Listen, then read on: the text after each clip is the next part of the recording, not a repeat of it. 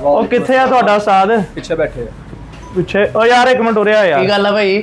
ਉਹਰੇ ਦਾ ਭਾਈ ਗੱਲ ਕੀ ਆ?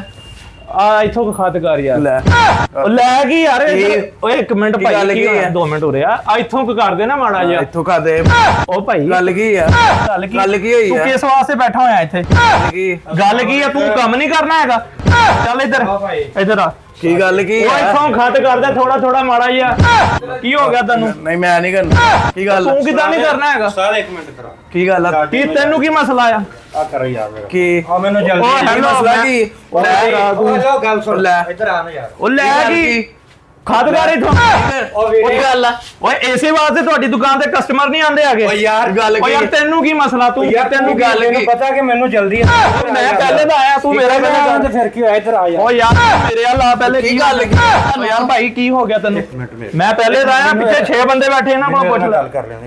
ਇੱਧਰ ਆ ਜਾ। ਤੇਰੀ ਮਿਹਰਬਾਨੀ ਆਰਾਮ ਨਾਲ ਮੇਰੀ ਨਾ ਖਤ ਕਰ ਦੇ ਜਲਦੀ ਕਰ। ਓ ਯਾਰ ਤੂੰ ਤੂੰ ਮੇਰੇ ਵੱਲ ਆ। ਕੀ ਹੋ ਗਿਆ ਤੈਨੂੰ? ਇੱਧਰ ਆ ਭਾਈ। ਗੱਲ ਕੀ ਹੈ ਯਾਰ? ਜਾ ਮੁੰਡਾ ਤੋਲੀਆ ਲੈ ਕੇ ਆ ਯਾਰ। ਕੀ ਹੋ ਗਿਆ?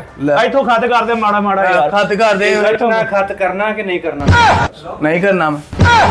ਓ ਯਾਰ ਇੱਕ ਮਿੰਟ। ਉਹ ਤੂੰ ਸਬਰ ਕਰ। ਉਹਨੇ ਨਹੀਂ ਕਰਨਾ ਨਹੀਂ ਕਰਨਾ। ਉਹ ਮੇਰਾ ਪਹਿਲੇ ਉਹਨੇ ਕਰਨਾ। ਤੈਨੂੰ ਵੀ ਮੈਂ ਉਹ ਭਾਈ ਤੂੰ ਬੈਠ ਜਾ ਇੱਕ ਮਿੰਟ ਸਬਰ ਕਰ। ਤੂੰ ਇੱਧਰ ਆ। ਉਹ ਸਾਰੇ ਬਾਹਰ ਹੋ ਯਾਰ।